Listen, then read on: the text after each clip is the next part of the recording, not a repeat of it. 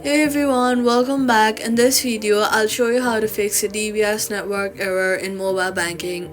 First, check your internet connection and switch between Wi-Fi and mobile data to see which one works better.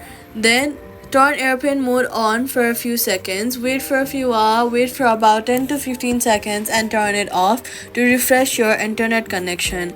Then restart your phone and try using the app again. If you're using VPN, turn it off because it can sometimes cause connection issues. Then head over to your app store or your Play Store, search for the app and then make sure to update it to the latest version from the App Store.